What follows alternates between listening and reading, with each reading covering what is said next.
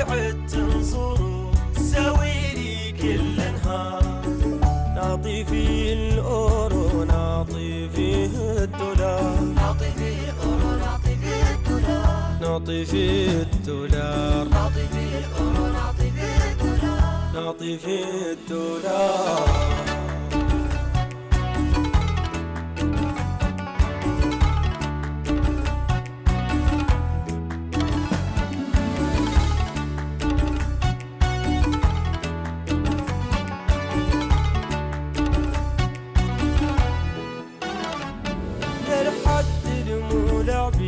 سويلي بالتكرار لحد الملعب سويلي بالتكرار قولان الشعراني والقيفان والاشوار قولان الشعراني والقيفان والاشوار والقيفان والاشوار قولان الشعراني والقيفان والاشوار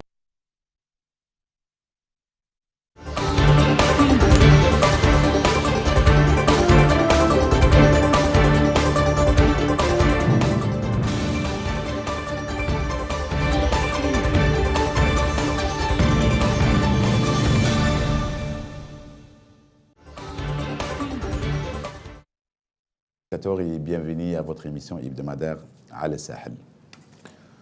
Son Excellence le Président de la République, Mohamed Ould Ghazouani, a dévoilé il y a exactement une semaine, le jeudi dernier, 8 août, au soir, la liste de son gouvernement.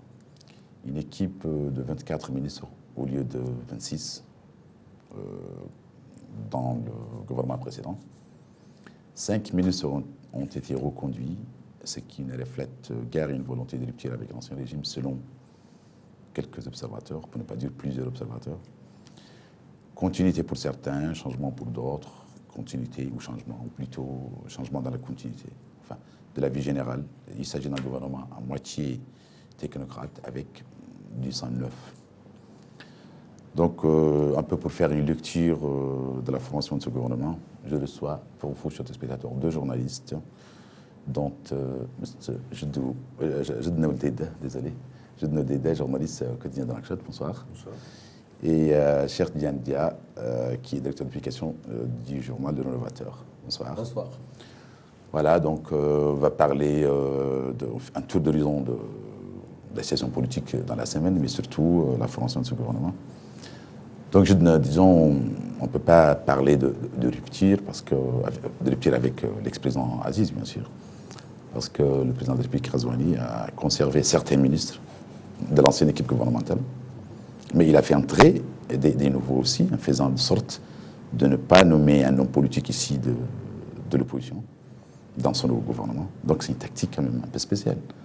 Bon, vous le dites, mais je pense aussi quand même que c'est vrai qu'on ne pouvait pas s'attendre à une rupture brusque, brutale, comme ça.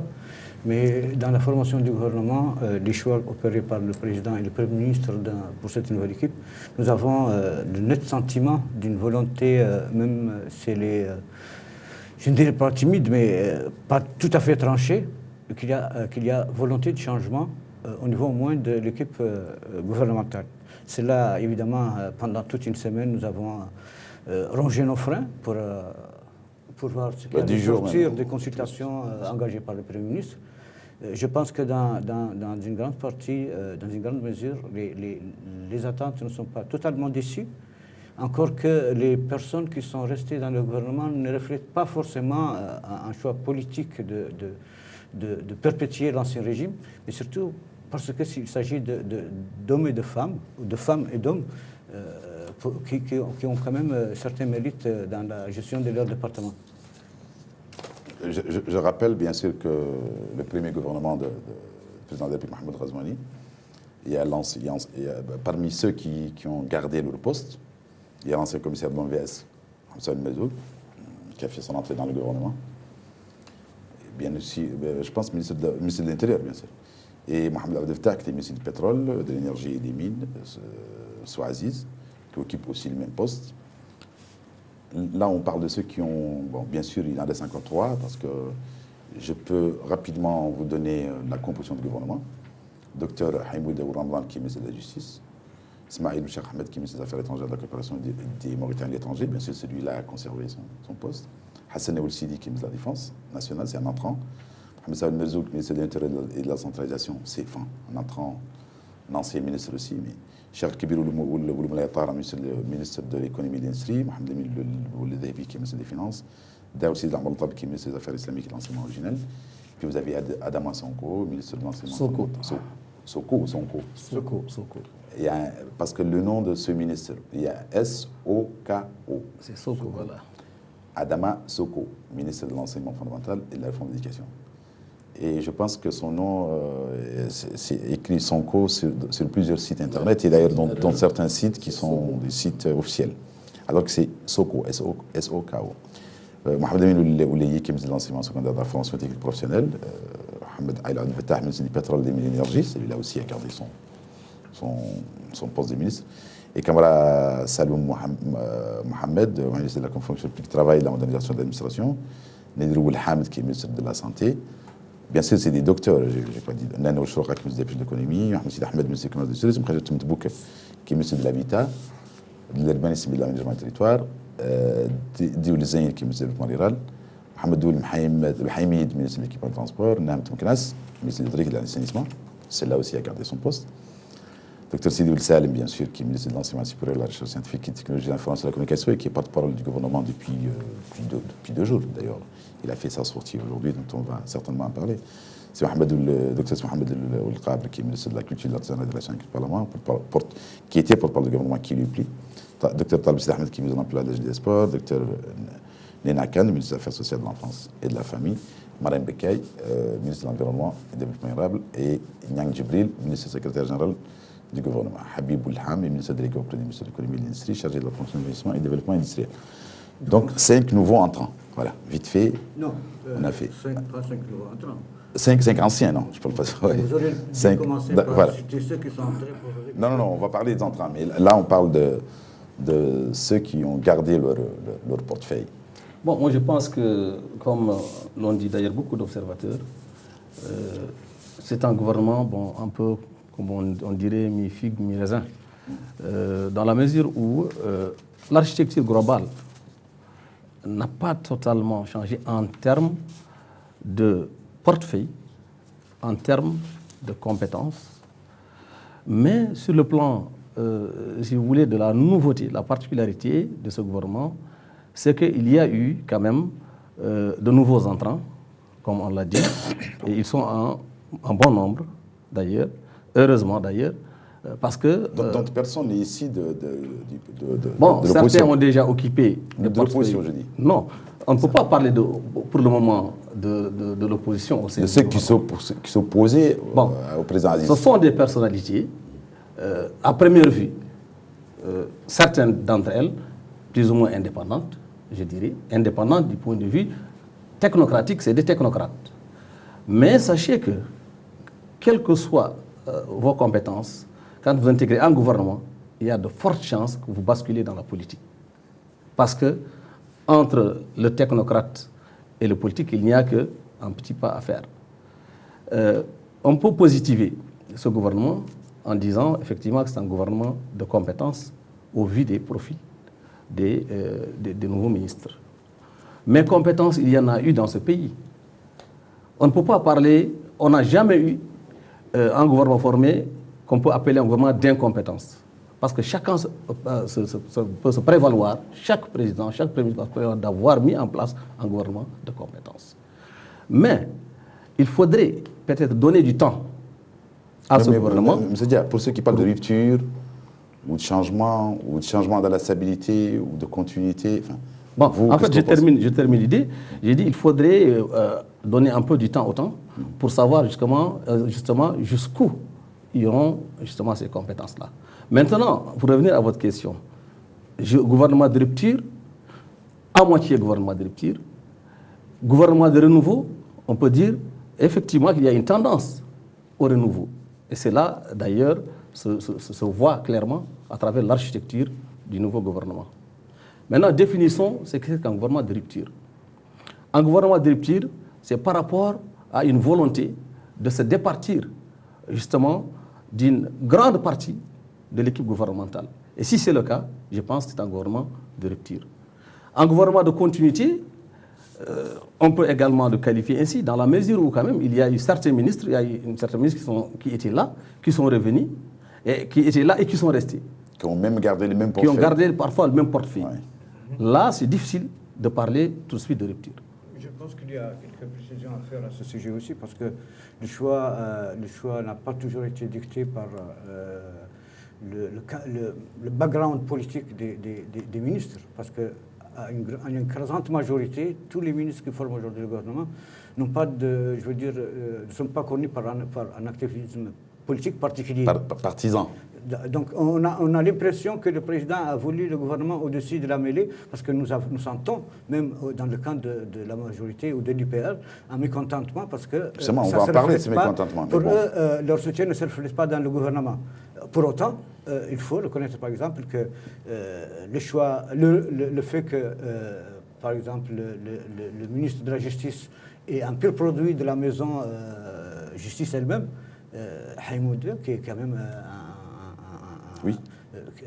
Qui a fait tout pratiquement les échelons au niveau de la justice pour se retrouver finalement ministre de la Justice un peu au sommet de sa carrière. Pour ce qui est de ceux qui ont été un peu retenus, comme vous le dites comme ça, mais pour moi je pense que le choix a été beaucoup plus guidé par les dossiers qu'ils ont en gérer. Je parle notamment du ministre des Pêches qui doit renégocier, il n'était pas ministre des Pêches. Non, justement, pourquoi on l'a ramené au ministère des Pêches? Parce qu'il y a des négociations avec l'Union européenne pour le nouvel accord de pêche. Si on regarde le ministre du pétrole, on est dans l'affaire du gaz. Et donc, je pense que certains ministères qui ont un certain impact stratégique, économiquement stratégique pour le pays, ont été choisis sur la base de ce qu'ils pouvaient apporter dans ces domaines. Autre particularité, c'est le retour. Vous citiez M. Merzoug, qui est quand même un ancien haut commissaire de l'OMVS, qui était ancien ministre aussi, d'Itaïa, qui est revenu au pouvoir, au Rennes, dans un département, parce qu'il a aussi connu une certaine traversée des airs très longue, depuis qu'il a quitté le haut commissariat en finissant conseiller à la présidence, et qui a connu quand même des déboires lorsqu'il partait de l'OMVS, pour des raisons inexpliquées jusqu'à présent. Et c'est véritablement quand même... il a donné à l'OMVS quand même toutes ces... Non, je parle sur le plan des projets qui ont été initiés sous sa direction à l'OMVS. Oui, mais qui a fait ses preuves au niveau de l'OMVS. Mais aujourd'hui, il est ministre de l'Intérieur, donc oui, je ne vois pas trop... Non, ministre de l'Intérieur, c'est quand même une marque de confiance. De confiance. Et donc, forcément, on n'est pas dans une... je ne sais pas pourquoi les gens veulent, d'une certaine façon, imposer un changement brutal, alors que le changement devrait se faire tout à fait en douceur, si le changement est véritablement recherché. Maintenant, par rapport à la structure elle-même du gouvernement, il y a eu quand même des ministères qui ont été, comment dire, pas démantelés, mais... Non, mais il y a eu des modifications. Oui, d'ailleurs, ça, on va en parler. Il y a eu des séparations. Ces modifications, en fait, qu'on y a apportées à quelques structures du gouvernement, parce que... notamment le ministère de l'Éducation. Il y a aussi la séparation entre le secteur de l'économie et des finances, parce que c'est la création d'un ministère portant le nom de ministère de l'économie et de l'industrie, auquel il y a rattaché le ministère chargé de la promotion de l'investissement et du développement industriel. Et puis la division du ministère de l'Éducation. Ça, on va en parler. Parce qu'on a maintenant deux ministères, le ministère de l'enseignement fondamental et de la réforme de l'éducation nationale. Je ne vois pas trop. Et les ministères de l'enseignement secondaire et de la formation technique et professionnelle. Donc on a deux ministères. Okay. Je pense qu'on est habitué un peu à cette parfois ce divorce, parfois cette modifications qui sont parfois dictées par des motivations peut-être techniques. Mais pour revenir un peu au ministère de l'Éducation, qui était un ministère unique, le fait qu'on les séparait aujourd'hui en deux, on les scindait en deux, d'une part le ministère de l'Éducation et de la formation professionnelle et le ministère de l'enseignement fondamental et de la l'éducation nationale. Et de la réforme de l'éducation nationale. C'est vraiment important le nom. Bon, je ne dirais pas en fait que c'est impertinent. On peut même dire que c'est très pertinent parce que c'est un département lourd, l'enseignement fondamental est un département extrêmement lourd. Donc le combiner avec l'enseignement secondaire va alourdir la machine éducative. Et comme il y a en filigrane une volonté de réformer. Oui, d'ailleurs, on a parlé de réforme de l'éducation nationale. La réforme commence par la base, donc par le fondamental. C'est la première fois, donc c'est tout à fait pertinent. Non, ce n'est pas pour la première fois qu'on a séparé les deux non, je dis que c'est la première fois qu'un ministère porte le nom de la réforme de l'éducation nationale. En fait, c'est la réforme de l'éducation nationale. C'est le nom du ministère. Couplé à la réforme de l'éducation nationale, c'est la première fois. Le ministère de l'enseignement fondamental et de la réforme de l'éducation nationale. Je vois que c'est pertinent parce que la réforme commence à la base, donc au niveau du fondamental. Maintenant, qu'est-ce qu'il faudrait pour justement que cette réforme puisse se faire de manière soutenue et de manière réussie? Et c'est là la question. Rappelez-nous qu'il y a quelques années, l'ancien ministre Nopouha était venu pour un peu apporter un nouveau souffle à l'éducation. On l'invite à venir à l'émission parce qu'on va faire quelques émissions sur l'éducation. En essayant un peu de faire un travail de restructuration du secteur éducatif, tant sur le plan des ressources humaines que sur le plan pédagogique. Alors, cela avait commencé à donner des résultats, mais malheureusement, on sait comment ça s'est passé après. Alors, aujourd'hui qu'il y a un nouveau ministre de la réforme, il a, comme on dit, du pain sur la planche. Donc pour vous, c'est une bonne chose, le fait de... C'est une très bonne chose. Cette modification... Maintenant, au niveau du secondaire, on sait également qu'au niveau du secondaire, le secondaire, c'est le prolongement, justement, du fondamental. Il y a également un travail titanesque à faire au niveau du secondaire. Alors, que faut-il faire? Quelle stratégie faut-il mettre en avant pour que ça c'est la question. Être engagé au plus vite.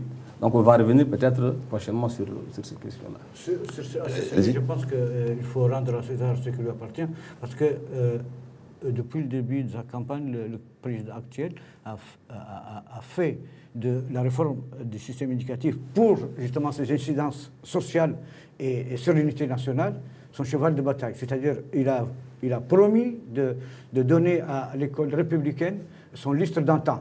Et ça, tous les Mauritaniens en le demandent. Pourquoi? Parce que nous l'avons toujours dit sur les plateaux de télévision, nous l'avons écrit, c'est que l'éducation nationale, malheureusement, a à un certain moment consacré ce schisme social entre les Mauritaniens. Et aujourd'hui, c'est véritablement le cheval de bataille sur lequel le président devrait se fonder justement pour parvenir à des résultats concrets en termes d'osmose entre les populations.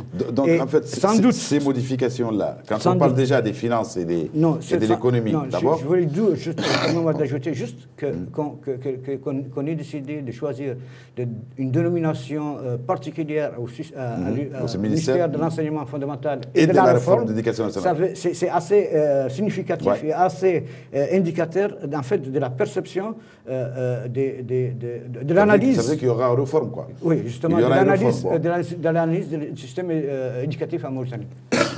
En fait, tout à l'heure, on revient un petit peu en politique. Tout à l'heure, vous avez dit que certains de l'IPR, des mécontents de l'IPR, des femmes et hommes militants compétents de l'IPR, que les militants compétents de l'IPR ne sont pas dans le nouveau gouvernement et que surtout l'ancien régime d'Aziz contient des mécontents de ce gouvernement de Cheikh Sidia.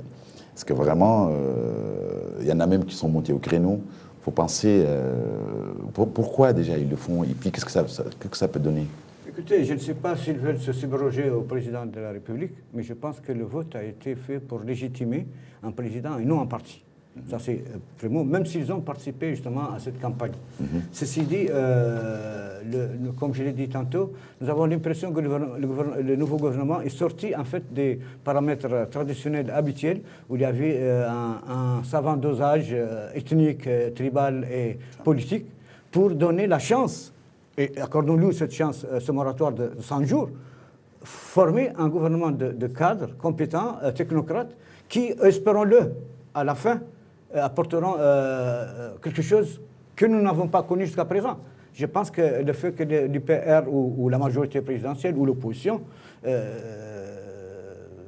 discute en fait les choix d'un premier gouvernement est au minimum saugrenu en raison en fait de tous les besoins qui sont nés avec le changement du régime en place. Vous ne pensez pas, M. Dia, que le fait qu'il soit monté au créneau et que ces mécontentements, d'ailleurs, a plus ou moins donné ses fruits, parce qu'on dit que le président de la République, Mohamed Ghazouani, a reçu, enfin d'ailleurs c'est sûr qu'il a reçu mercredi, ça veut dire hier, le président du parti au pouvoir, l'ancien ministre Seydina Ali Cheikh Mohamed Roun. Puis cette réunion, bien, c'est rapporté sévèrement de la scène politique, et c'est quand même, il le renvoie plus ou moins à l'ascenseur. Oui, moi je pense que dans toute formation de gouvernement, il y aura forcément des mécontents.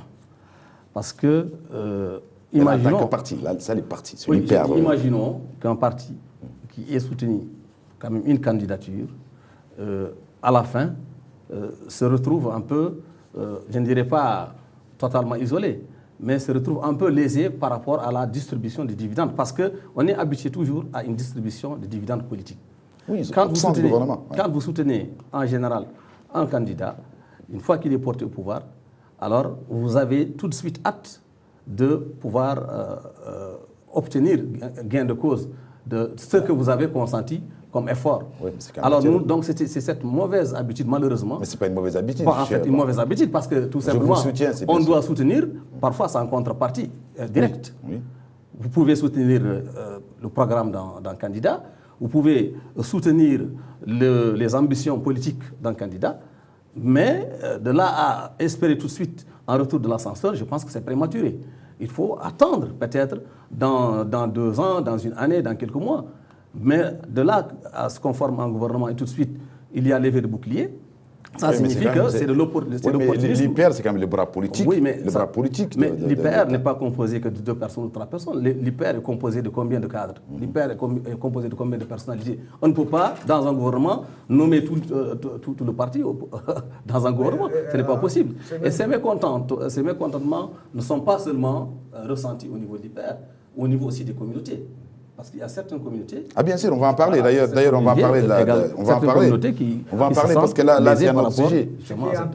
Qu'est-ce que vous pouviez rajouter à cette idée? C'est qu'on brandit aussi, même l'éventail de défiance de l'équipe gouvernementale, qui n'a même pas encore une semaine d'existence. Je pense que tout ça, c'est beaucoup plus de... Comment on appellerait ça en termes... Oui, mais il y en a même qui, en parlant de l'amendement constitutionnel datant 2012, le Premier ministre quand même désigné doit soumettre dans un délai d'un mois. Oui, c'est pas une nouveauté, mais il doit désigner dans un mois à compter de sa nomination le programme de son gouvernement à l'Assemblée nationale, pour obtenir sa confiance. Il y en a même qui parle un petit peu de gauche à droite. D'ailleurs, Dr Sidi Issa, porte du gouvernement, a insigné aujourd'hui une réponse à ceci en disant que c'est de la diffamation et tout, mais on en parle. Ça veut dire que les mécontents ceux qui brandissent bah oui, pourquoi pas. La motion de censure contre le gouvernement, je pense que... Enfin, je ne sais pas, est-ce qu'il en existe ou non? Permettez-moi d'aller au fond de ma pensée. Je pense qu'ils seraient les grands perdants, parce que pour la plupart, ces élites, c'est des courtiers, c'est d'entreprises, c'est des gens qui se sont enrichis sur le dos des Mauritaniens. Et si le président était santé, je pense qu'il a constitutionnellement et légalement les moyens de contourner toute tentative du genre, parce qu'il lui suffirait en fait de dissoudre l'Assemblée et de convoquer de nouvelles élections législatives. Ce qui n'irait pas justement dans l'intérêt de ces gens qui brandissent aujourd'hui. Ou pas dans l'intérêt du président de la République. Non, non, je suppose que avec un risque. Je suppose que ceux qui brandissent cette arme aujourd'hui, c'est beaucoup plus comment dire, un pétard. Qui risque de ne pas aller plus loin, mais c'est beaucoup la poudre aux yeux, pour se faire rappeler à la bonne intention du président, pour qu'ils aient un peu, comme le disait tantôt Cheikh, que les dividendes soient tout de suite accordés. Je pense que c'est une tactique vieille. C'est pas pour ça qu'il a réussi le président de l'IPR, monsieur le président? Non, c'est pour rassénérer en fait, c'est pas tous les gens de l'IPR qui sont comme ça. Non, bien sûr, de toute façon, c'est les... Mais ceux qui très souvent utilisent cette manière de faire, ce sont des gens qui sont fournis, qui sont mécontents, qui ont l'impression d'être... Ils ne sont pas mécontents parce que si on regardait le passé, ils doivent avoir bien être à l'abri du besoin, mais qui font très souvent ces manigances pour qu'on se rappelle à eux ou... voilà, pour qu'on est là, on existe. Oui, moi je pense aussi que c'est le côté pervers un peu de la politique. Une politique opportuniste qui vise justement tout de suite, ici et maintenant, la récompense des efforts qui ont été consentis.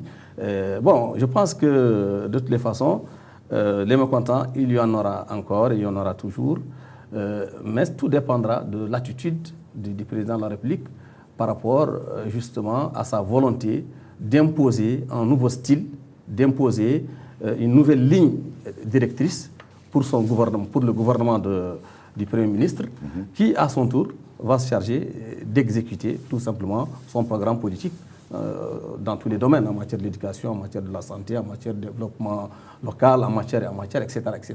Donc, ce nouveau gouvernement, je pense, parlons-en, il est investi d'une mission. Et cette mission, elle est capitale, elle est cruciale, et de la réussite ou de l'échec de cette mission dépendra justement le jugement que les Mauritaniens feront du président de la République et feront du Premier ministre. En fait, dans le même registre, disons, la communauté Wolof s'est dit indignée, enfin, la communauté Wolof, ou quelques représentants de la communauté Wolof, parce qu'on ne peut pas dire la communauté Wolof, bon, indignée par un manque de représentation, ou de représentants Wolof, ils se considèrent comme des oubliés de la République. C'est le même registre. C'est toujours le même registre, même si la nouvelle formation gouvernementale n'a pas donné l'impression qu'on conseil occupe davantage, en tout cas plus que par le passé, au dosage ethnique et tribaux. Maintenant, comme on le disait tantôt, est-ce qu'il y a une évaluation de l'apport politique de tout groupe pour qu'on puisse le récompenser au prorata de son apport? Je pense que ça, c'est fictif.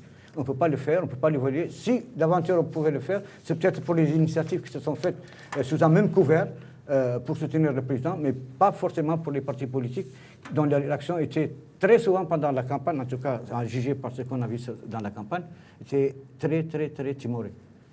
Oui, mais la communauté Wolof, quand même, c'est l'une des quatre communautés qui composent la Mauritanie. Je pense que de toutes les façons, chaque communauté a le droit de revendiquer. Chaque communauté a le droit d'être représentée au sein d'un gouvernement ou au sein de certaines instances administratives. Maintenant, ça dépendra des interprétations que les uns et les autres feront justement de cette levée de bouclier au sein de la communauté Wolof. Donc, je pense que si aujourd'hui dans un gouvernement, même si on dit que c'est un gouvernement qui fait abstraction des dosages. Mais il ne fait pas abstraction des dosages. Non, attends, j'ai dit même si, c'est une condition. On dit souvent qu'il fait abstraction de dosage. Cela, en fait, n'est pas toujours crédible. Cela ne tient pas toujours la route. Parce que nous sommes habitués en Mauritanie, justement, à cette politique de dosage où toutes les composantes, toutes les composantes sont représentées. La composante Wolof, c'est une composante comme toutes les autres composantes. Elle a le droit de revendiquer, elle a le droit de dire que nous avons été oubliés, nous avons été omis. Alors maintenant, le président doit réparer justement, entre guillemets, cette faute. Pour que, et d'ailleurs, c'est un signe de la continuité. Voilà. Parce qu'il ne faut pas oublier que... Pour qu'il y ait un équilibre, parce que les équilibres sont quand même importants. N'oublions pas que durant les... Non, mais excuse-moi, mais durant... la présence des Wolof dans le gouvernement. Non, mais bien sûr. On passait dans cette logique. Mais on est dans cette logique, Non, on n'y est pas. Personnellement, dans mon entendement, c'est que le choix du gouvernement aujourd'hui, c'est basé beaucoup plus sur... Dia le disait tout à l'heure, sur le caractère technocrate des hommes.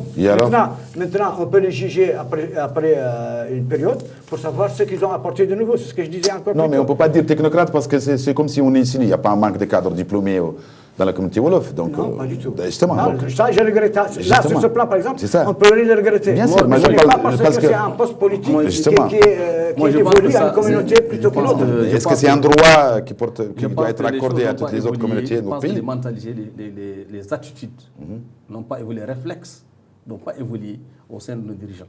Parce qu'il faudrait quand même, il y a deux choses. Non, mais je voulais, excusez-moi, une seconde. Moi, je voulais juste ajouter tout à l'heure que pour certains Wolof, c'est quand même un signe de continuité. Parce qu'il ne faut pas oublier que durant les 10 ans du règne du président Aziz, le président sortant, aucun Wolof n'a figuré dans le gouvernement d'Aziz. Dans le gouvernement d'Aziz, il n'y en avait pas. Non, mais le dernier gouvernement dans lequel les Wolof étaient représentés était celui de Cheikh Abdoulaye. Mais pendant les 10 ans du règne du président Aziz, aucun Wolof n'a figuré dans le gouvernement. Et donc, ce n'est pas une raison. Ce n'est pas non, une je ne parle pas de raison. C'est un signe de continuité. Voilà, oui, j'ai dit, ça veut dire qu'on continue. Pour que dans ce gouvernement, il ne soit pas représenté. Justement, voilà. Ce n'est pas une raison. Non, justement, c'est pas une raison suffisante. Donc on craint que ça soit une continuité. Il y a deux choses, je disais tout de suite. Ou bien, on part du principe que la Mauritanie est plurielle, voilà. que la Mauritanie, la Mauritanie est composée de tel nombre de communautés, voilà. Etc. On va sur cette logique-là et on fait un dosage. Et le dosage, s'il y a dosage d'ailleurs, pour moi, c'est un dosage insuffisant. Parce qu'il suffit de prendre deux ou trois alcoulards, prendre prendre un Wolof pour dire voilà, c'est un dosage. Mais non, le dosage, à mon avis, c'est artificiel. Voyez, le dosage, en matière de compétences, dans toutes les communautés, il y a des compétences. Oui. Pourquoi ne pas d'ailleurs prendre, ça, c'est vrai. Pourquoi ne pas prendre une seule communauté d'ailleurs, voilà. et dire voilà, nous voulons des résultats. Prenons uniquement des Wolofs, prenons uniquement des Soniques. Mais ce n'est pas le cas. Prenons uniquement, voyez, des Arabes. Ça veut dire qu'on va chercher des CV. Dans ce cas, ça veut dire qu'on va chercher des CV. Que dans cette équipe de technocrates, il n'y ait pas eu le choix d'un Wolof ou deux Wolofs qui puissent participer de par leur propre qualité.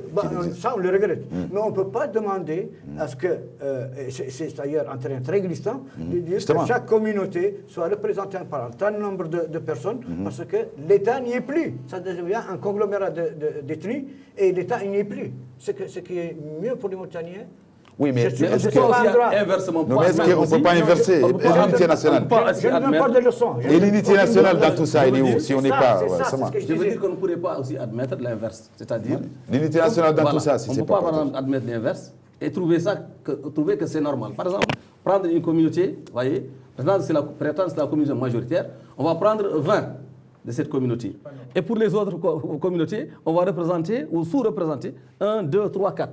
Et dire voilà. Pour vous, c'est les meilleurs, on doit prendre les meilleurs. Je prends l'exemple de Mokhtar, le gouvernement de Mokhtar Ould-Daddah. Autant du gouvernement de Mokhtar Ould-Daddah que le gouvernement soit formé à 80% de négro-africains, vous voyez, ne faisait pas grincer les dents. Il y avait même des frères, il y avait même des frères, il y avait un père et un fils. Il y a même un père et un fils. Les diplômes n'étaient pas aussi fameux que ça. Et c'est là où je voudrais un peu revenir sur la question de compétences. Au temps de Mokhtar Ould-Daddah, nous avons ce qu'on appelle à l'époque les commis de l'État. C'est-à-dire que des gens qui n'ont pas le niveau, vous voyez, même du baccalauréat, ou même pas du BPC, et qui étaient des ministres. Et pourtant, ils jouaient pleinement leur rôle. Et pourtant, ils étaient astreints à l'obligation des résultats. L'éducation était, à l'époque, extraordinaire. Le secteur de la santé, dans tous les secteurs, il y avait des résultats positifs. Aujourd'hui, on prend un docteur pour qu'il redresse tel secteur et il n'arrive pas à redresser ce secteur. Où se situe le problème? Est-ce que le problème se situe au niveau des compétences ou est-ce que le problème se situe au niveau de la volonté politique? La volonté et la compétence, c'est devenu plus complexe aujourd'hui avec toute la Mauritanie dans une ville. Alors que, oui, non, mais de toute façon, ça les besoins aussi ne sont plus les mêmes. Les compétences non plus, et puis ce n'est plus la chose. Il y a la notion de l'État. La notion de l'État et la volonté. Oui, et la volonté. Ceci dit, je pense que très honnêtement, nous sommes face à la mise en place d'un gouvernement dont on ignore pour l'essentiel les ministres par rapport à leur propre action demain. Mais ce qui est important, c'est qu'on puisse accorder une période de moratoire pour savoir si au bout de quelques mois, la bonne orientation est prise, c'est-à-dire ils sont sur la rampe de lancement ou non. Ça, c'est au moins on leur accorde un bénéfice du doute. Les Mauritaniens, comme j'ai vu un peu sur les réseaux sociaux, les Mauritaniens ne demandent que ça, pourvu que le gouvernement les traîne vers une direction qui soit encore meilleure qu'avant. Mais ils n'héritent pas d'une situation facile. Absolument. Déjà, nous avons la sécheresse qui pointe. Absolument. Nous avons l'état, je veux dire, la situation économique qui est déplorable. Déplorable selon qui? Selon on est dans la quotidienne, il paraît que les caisses de l'État sont pas argent, qu'on n'a pas de problème. Écoutez, je pense que la langue de bois, c'est fini. C'est fini. On espère en tout cas. Donc pour vous, c'est fini. Non, j'ai dit qu'il y a une situation économique objective qui est difficile et qui est aggravée aussi bien par la sécheresse que je citerai aussi la crise de la bide, du décaissement de la bide, et qui malheureusement vont un peu gréver les efforts. Oui, mais c'est une information qui qui reste encore, qu'il faut manier avec précaution. Non, j'en suis l'auteur, je mesure le, oui, je sais, le degré des propos. Je sais très bien, mais c'est comme une information qu'il faut encore manier avec précaution. Et particulièrement, c'est devenu un secret de polichinelle. Depuis 3 mois, la BID ne décaisse plus pour les projets de développement en Mauritanie pour la simple raison qu'une société d'État n'a pas remboursé les crédits. Et que ça s'est répercuté sur les autres domaines. C'est ça le problème. Je pense que le meilleur outil d'évaluation de la situation sociale des populations, le meilleur outil d'évaluation, c'est le niveau de vie. Vous voyez, c'est l'évaluation ou le rapport entre le niveau de vie des populations par rapport justement aux ressources. Parce qu'aujourd'hui, on dit que la Mauritanie, les caisses sont pleines. Ça, c'est un langage auquel nous sommes habitués depuis des années. Oui, mais c'est peut-être vrai. Mais aujourd'hui, le meilleur indicateur, c'est le panier de la ménagère. Une ménagère aujourd'hui qui va au marché et qui a dans son porte-monnaie 3 000 ou 4 000 ouguiya. Ça, c'est la bourse moyenne. Je dis bien, la bourse moyenne. Elle ne peut pas ramener un seul sou parce que tout simplement, les prix, voyez, vont crescendo. Oui, mais là, c'est ce qu'on attend de ce gouvernement. Au niveau rural aujourd'hui, c'est la détresse au niveau aujourd'hui de la Mauritanie profonde. Des familles entières, voyez, ne mangent plus. Des familles entières ont éliminé. Ça, c'est ce qu'on attend. C'est ce qu'on attend de ce gouvernement. Alors, on attend un travail rigoureux. Si aujourd'hui on dit que les caisses sont pleines, si aujourd'hui on dit qu'il y a une croissance économique, il faut que ça se répercute sur le niveau de vie des populations. Donc, il faut établir un rapport entre justement ce niveau de vie et les ressources dont on dit qu'elles existent. Oui, mais vous parlez comme si c'est la date de quelques années. Dans le programme, quel a été le leitmotiv du nouveau gouvernement? Le leitmotiv du nouveau gouvernement, c'est que nous allons faire une répartition équitable des richesses. Mais cette clé de répartition, comment elle doit se faire? Ce n'est pas en faisant un programme comme on l'a fait les années passées, un programme EMET, qu'on va dire qu'on a fait une répartition équitable des richesses. Il faudrait faire des actions fortes, il faut faire des actions d'ordre sociaux, couverture maladie, couverture maladie, assurer l'éducation à tous les enfants. Nous sommes d'accord, mais vous pensez que ce gouvernement est capable de faire des actions sociales là, on fait de la politique. Pour améliorer les conditions de vie des populations. Est-ce que vous pensez que ce gouvernement dont on parlait tout à l'heure, dont on est en train de parler, est capable de faire ça? Non, il a des préjugés favorables pour mener à bien cette mission. Mais c'est ça son ambition. Mais ce n'est pas du tout repos. Mais en quoi ils sont meilleurs? Ils sont meilleurs, en tout cas, par rapport à la période qui a précédé. Non, par rapport aux autres ministres qui... On ne peut pas parler pour le moment de meilleurs parce qu'on n'a pas de... On ne peut pas comparer pour le moment. Dans situation de comparaison, il faut bien qu'on ait... même si comparaison n'est pas raison. Il faut attendre 21 sur 26. Justement, ces activités. C'est 21 sur 26. Aujourd'hui, on parle de préjugés favorables par rapport au background des ministres d'un gouvernement technocrate. Donc, pour nous, ce sont des gens qui sont censés être bien formés aux bonnes écoles et qui savent à quoi il faut s'attendre. Et d'ailleurs, je vous dis, le premier conseil des ministres, le président aurait dit à tous les ministres de prendre les responsabilités. Oui, c'est-à-dire que chacun sera comptable de son action au niveau de son département. Ce qui veut dire.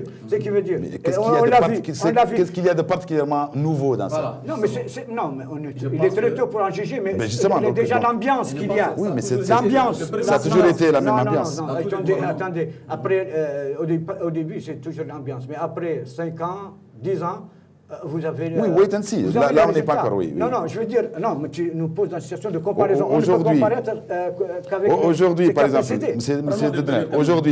par exemple, le ministre de l'Enseignement supérieur, de la Recherche scientifique, de technologie et de l'information, qui est porte-parole du gouvernement, Dr Sidi Salem, en réponse à une question sur l'infiltration en Mauritanie d'un groupe d'Al-Qaïda, le ministre a dit que ça relève dans notre département qui en est responsable. Ça veut dire quoi, notre département qui en est responsable? Non, je pense que c'est... D'ailleurs, c'est ce qu'il a dit. C'est inhérent à l'inexpérience à ce poste, parce que d'abord... De porte-parole. De porte-parole du gouvernement, parce qu'il y a 2 jours, et puis ça donne un peu une impression de tergiversation au niveau même du gouvernement dans les choix des missions dévolues à certains ministres. Lui, il n'était pas porte-parole il y a 2 jours. Oui, maintenant, aujourd'hui, mais je pense aussi que... Oui, mais c'est sa première sortie aujourd'hui. Elle a été mal comprise par l'opinion, Mais je pense qu'ils ont essayé de se rattraper en censurant sur certains médias mais officiels. censurant, nous on censure plus, on est sur Non, ça. c'est vous dire que... Oui, mais on est sur ça, Al TV, on ne censure pas. C'est exactement ce qu'il a dit. Au niveau des organes de presse officiels. Oui, mais ça veut dire quelle est cette entente entre un gouvernement qui dit, moi, c'est un autre département qui en est responsable. Mais vous êtes le porte-parole du gouvernement. Moi, je pense, pour un peu revenir à ce Justement, sujet-là, c'est quoi cette je pense que le porte-parole d'un gouvernement doit d'abord préparer son dossier. Il doit s'attendre à toutes sortes de questions. Donc, il doit d'abord être conforme, justement, à la politique, justement, à la position de l'État sur certaines questions. Sur la question de l'Al-Qaïda, il y a un minimum d'informations dont il doit disposer pour pouvoir répondre, parce que c'est dangereux. Parce que quand il répond de cette façon-là, il peut engager la responsabilité de la Mauritanie sur cette question-là. C'est la sécurité. C'est le thème de la sécurité. Donc, un porte-parole du gouvernement doit être un homme initié, justement, à certaines grandes questions, à certains grands dossiers brûlants. Parce que sinon, il risque de se brûler les doigts. Ça, c'est un. Deuxièmement, c'est un gouvernement qui vient encore de se former, qui n'a pas encore pris son envol. Il y aura, comme l'a dit Gidna, des tergiversations au départ. Dans tous les domaines, au départ, il y aura des sortes de délits d'initiés. Les gens vont répondre de façon maladroite à une question et ça va peut-être leur coûter des réprimandes ou des reproches. Mais nous, ce qu'on leur demande aujourd'hui, c'est d'établir les diagnostics. Oui, j'ai dit qu'il faudrait, de la situation du pays. Il faudrait harmoniser, il faut raccorder les violons. Parce qu'un gouvernement, c'est en tout. Ce n'est pas un individu, même un seul individu, même le porte-parole du gouvernement. Ce n'est pas seulement, il ne fera affaire qu'à lui-même. Il doit raccorder son violon avec les autres pour que ce qu'il va dire va refléter la politique générale du gouvernement. C'est le travail d'une équipe. Voilà. C'est ça. Mais quand vous dites que le porte-parole du gouvernement a pu glisser sur une parole, je pense que c'est... C'est pas un problème de glisser, c'est juste pour savoir est-ce que vraiment il y a... Non, mais il y a toujours ce qu'on appelle, comment dire, les ajustements de dernière minute. Lui, il n'était pas porte-parole il y a 2 jours. Donc il faut pas... Il suivait les activités. Il a suivi pendant des années les activités du porte-parole d'un gouvernement. Il faut reconnaître... Non, mais c'est indéniable. Un porte-parole du gouvernement doit pouvoir répondre à toutes les questions, même les plus désobligeantes. Il peut même les esquiver de façon intelligente. Mais il a répondu, c'est une réponse. C'est un régime vraiment très décrié, le faire avec perfection. Donc je pense que c'est juste un problème d'acclimatation du nouveau porte-parole à son nouveau... Il a répondu, posez cette question, monsieur de l'Intérieur. D'ailleurs, il y a une de ses réponses en disant aux journalistes, posez cette question, monsieur de l'Intérieur. C'est vraiment profane. C'est ça le délit d'initiative. C'est ça le problème. Parce que si vous renvoyez la question à un collègue, alors ça signifie que ce collègue-là, vous lui avez envoyé... Surtout quand vous êtes porte-parole du gouvernement. Alors qu'il n'est même pas présent. Non, il s'il n'est était pas là, à la limite, s'il était là avec vous, il aurait pu, en disant je vous renvoie la question, il aurait pu peut-être répondre de manière prompte. Non, mais il ne faut pas quand même oublier qu'il a répondu, qu'il a très bien répondu à toutes les questions des journalistes. Et d'ailleurs, ça, c'est une réponse. Mais quand il parle par exemple du problème dont on parlait tout à l'heure, ou des rumeurs dont on parlait tout à l'heure, il a dit que ceux qui propagent ces rumeurs sont les responsables.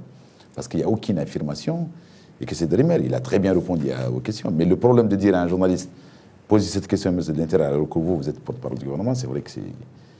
Ce n'est pas à propos, mais c'est pas la fin du monde. C'est un peu maladroit de toutes les façons. Bon, de toute façon, je pense que ça va mais c'est quand même la première sortie, donc nous on est oui, on peut faire une première sortie et pour avoir quelque chose à mettre sur la dent, c'est comme la première sortie de ce gouvernement, donc on est obligé d'en parler. Non, mais c'est vrai qu'on va découvrir beaucoup de petites choses sur lesquelles si on s'attardait longtemps, ce serait, on en ferait d'autres choses plus grandes. Mais je pense qu'il faut fermer de temps en temps les yeux sur quelques détails qui ne sont pas très marquants. Tout à l'heure, vous faites que la séparation entre les secteurs de l'économie et des finances avec la création d'un ministère portant le nom du ministère de l'économie et de l'industrie, auquel on a rattaché en fait le ministère chargé de la promotion de l'investissement et du développement industriel. Qu'est-ce que c'est que ça? Pourquoi vous pensez que c'est... Je ne sais pas, mais je pense que ça, il faut... le gouvernement continue d'ailleurs de pencher sur l'architecture qui est issue justement de cet éclatement de certains ministères. Et je pense que dissocier l'industrie de l'économie à quel objectif se voue le nouveau gouvernement? Je pense que c'est beaucoup plus dans la recherche de l'efficacité, parce que je vous rappelle aussi un fait qui paraît ordinaire, mais qui est très important. Les secrétariats d'État, c'était le secrétariat d'État qui est le commissariat aujourd'hui des droits de l'homme et le commissaire à la sécurité alimentaire. Mais aujourd'hui, ils siègent au sein du gouvernement, justement, et participent au débat gouvernemental lors des conseils. C'est-à-dire, c'est cet état d'esprit, je veux dire, cet esprit d'équipe qu'on veut imprimer au gouvernement qui me semble une bonne chose. Le Premier ministre lui-même n'est pas ici, n'est pas un novice. Non, pas du tout. Il a déjà été ministre, et il a été président de la zone franche. Non, je veux dire, il est politique et à la fois politique et économiste. Donc je pense qu'il sert beaucoup bien son attelage, mais il n'est pas, je veux dire, on n'est pas à l'abri. On n'est pas à l'abri de certaines difficultés de trajet. Et comme tout le monde semble d'accord pour le dire, on attend 100 jours au moins pour pouvoir jauger de la direction que prend ce gouvernement, ce nouveau gouvernement. Oui, il faut ajouter aussi à cela que c'est un gouvernement qui a, comme on l'a dit tout de suite, a vraiment du pain sur la planche. Il y a beaucoup de choses presque à reprendre à zéro. Il y a des choses à améliorer et il y a des choses à parfaire. Donc il faudrait donner du temps au temps. Il faudrait que les ministres s'occupent de leur portefeuille, qu'ils maîtrisent leur dossier pour qu'ils puissent vraiment donner les résultats mais quand vous dites, quand vous parlez comme ça veut dire que les 5 ministres qui ont conservé leur portefeuille dans le nouveau gouvernement mauritanien, ça veut dire qu'ils ne faisaient pas le boulot, quoi. Bon, en fait, si on fait aujourd'hui une évaluation, il faudrait d'abord qu'on fasse un diagnostic dans tous les secteurs.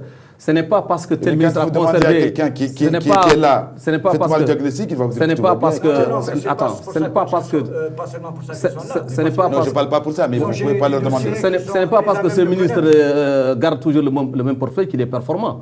Ça a été fait. Je ne parle pas de la performance, mais vous ne pouvez pas leur demander de vous dire que ça va très mal alors que c'est eux qui s'occupaient de... Mais comment le dire alors qu'on a toujours donné des bilans reluisants, on a toujours dit que tout est bien dans le meilleur des mondes. Maintenant, c'est à ce gouvernement de prouver si cela est vrai ou si cela est faux. Et puis, il y a... Je pense tout au contraire que le gouvernement se doit d'être franc, d'une certaine franchise avec l'opinion publique, parce qu'il ne peut pas, avec un effet... de baguette magique, solutionner tous les problèmes de la Mauritanie. Mais ceux qui ont conservé leur fauteuil, justement. J'ai déjà trouvé des excuses, je crois, pour certains. Je ne parle pas des excuses, mais comment vous pouvez lui demander, vous lui dire tout va très mal, donc on va travailler. Personne n'a dit que tout va très mal. C'est-à-dire que ce n'est pas... Tout au contraire. Il y en a certains qui ont fait du boulot, ce que d'ailleurs explique un peu qu'ils soient retenus, c'est parce qu'ils connaissent certains dossiers qui sont stratégiquement importants pour l'avenir du pays et qui sont aussi des dossiers d'une certaine urgence. On leur demande de continuer. D'une urgence capitale pour l'avenir du pays. Bon, il y a rapidement, parce qu'il ne reste pas beaucoup de temps, il y a eu moins de femmes. Il y a eu 4 femmes, l'annulation de 4 femmes ministres. Bon, le quota n'est pas respecté, mais... Ouais, je ne parle pas de quota, mais quand même. Là aussi, on revient sur cette question de quota hommes-femmes, mais quand même. Mais il faut dire que les femmes qui y sont quand même représentatives. Représentatives de l'esprit des femmes entreprenantes et actives. Ça c'est une information. Oui, c'est une opinion. C'est une bonne chose, on respecte le genre. Justement, mais les 4 femmes... Mais n'oublie pas que même au Parlement, il y a une diminution du nombre de femmes. Non, mais il y avait plus de femmes aussi au gouvernement. Donc vous pensez que c'est... Espérons quand même que... Parce que nous, on est allé vite en besogne, parce que le gouvernement, c'est vrai que la superstructure est installée, mais probablement que le président et ses collaborateurs réfléchissent aux autres postes administratifs, les secrétaires... Qui sont beaucoup... Qu'il y en a qui sont très importants. Des postes techniques où ils peuvent colmater les brèches. Ce n'est pas seulement une question de compétence, mais c'est une question de volonté. C'est une question d'accepter, de remettre en cause, de dire que ça ne va pas, il faudrait changer. C'est une question de bousculer les habitudes, ça va faire mal, mais il faut qu'on bouscule les habitudes pour que les Mauritaniens se préparent désormais à devenir des citoyens, pour que l'esprit citoyen soit ancré dans les esprits. Vous êtes confiant? Je ne suis pas totalement confiant. J'attends justement de les mettre devant, afin qu'ils soient devant nos responsabilités, afin qu'on puisse juger des résultats. C'est à l'aune des résultats qu'on va dire que c'est un gouvernement, réellement les compétences sont avérées et que ces compétences-là ont abouti aux résultats escomptés. Sinon, le jugement est là. Allez-y, rapidement. Pour ma part, je pense que déjà, il y a l'espoir qu'entretient le président d'un changement, même si s'il est souple, s'il est parfois imperceptible pour certains. Je pense que cette optique de changement est déjà en elle-même porteuse d'oxygène, en tout cas pour l'opinion publique. Ensuite, comme le disait Dia, on va pouvoir juger le gouvernement sur pièce. Ce sera peut-être d'ici les 100 premiers jours du gouvernement. Ben oui, espérons. Donc voilà, espérons que le gouvernement va travailler. Et puis c'est vrai qu'ils ont des pinces à la planche. Et puis on espère que ça va aller très très bien et rapidement. Donc, chers téléspectateurs, je les remercie en votre nom, M. Judna Ouldédé, qui est journaliste et quotidien d'enquête. Merci beaucoup d'avoir participé à cette émission. Et M. Cheikh Diane Dia, qui est directeur de publication du journal de l'Innovateur. Merci, Cheikh Diane Dia. Quant à vous, chers téléspectateurs, je vous remercie au nom de l'équipe technique qui vous a permis de suivre cette émission bien installée chez vous. Et moi, je vous donne rendez-vous la semaine prochaine, même chaîne, même heure. Très bientôt. Au revoir.